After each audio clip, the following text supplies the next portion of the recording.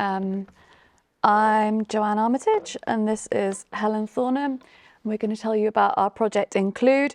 We call it Little Include because Helen's got a big Include, which kind of is layered on top of this. But we ran a series of artist and community-led workshops to explore digital inclusion as a material and creative practice. So our last project with Space 2, we got to this point. We claimed we also need to desist from conceptions of digital that understand it as solution to and evidence of engagement, and instead embrace the tactile, sensory and ephemeral. When we were working with Space 2, we noticed that the pandemic caused them to go online and take up technologies that didn't align necessarily with their goals, value and principles. And Space 2 themselves soon realised that in the rush to take up technology, the digital practices they were using didn't align with their go slow, participatory and community-driven approach. So we saw an opportunity to work with Space 2 and their communities to explore digital in these tactile and material ways. And much policy around digital inclusion is about connection to services, prioritising productivity and access to information. But we know this framing frustrates policymakers too. And we began to question what a community-centred, participatory and creative version of digital inclusion would look like. So with the Research England funding, we explored this through a series of workshops. We can't talk in detail about everything that we did, so we're going to just rush through some of these. So we worked with a series of 6 artists over an 8 to 9 week period. Alicia Pauluksuk mind the app, Coral Manton designing a chatbot, Joanna Chikau counter data interfaces. We also worked with Antonio Roberts looking at AI images. The Gipton Space Agency was with Eleanor Dare and Dylan Yamadi Rice, and with Kathleen McDermott on the anti-Fitbit project.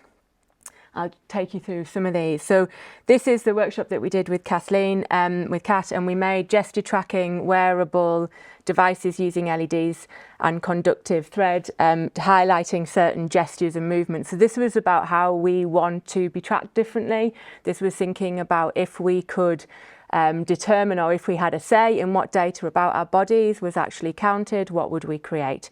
And some interesting gestures, as you can imagine, with the glove there. We also worked with, this is the chatbot that we designed with Space 2. So this was about thinking about, there's a QR code there, don't ask about the weather. This was about thinking about everyday technology, how information is accessed. It was also thinking about what, again, if we could intervene into this, if we could design something that was specific to our own values, our own knowledges and our own information and experiences, what would this look like? So we created a chatbot for Space 2, which was designed around all of that. And the last one that I just wanted to really briefly talk about was the Gipton Space Agency. You can look at all of this online. So this was a kind of a speculative narrative where groups either protested or promoted the space agency in Gipton, and this was about using generative AI to think creatively and critically rather than being positioned by generative AI as an individual user. How could we collectively intervene into that critically to create kind of a political social response? So I feel like we're still in the thick of it, but we've got some findings. So the first is that we need to think about the flow of digital inclusion. So digital inclusion is often focusing on interactions that are to and from citizens, but this isn't how the communities we work with engage with it at all. They engage with it across platforms through everyday life, and it's also how big tech is thinking about digital technologies and practices. Oh, yes.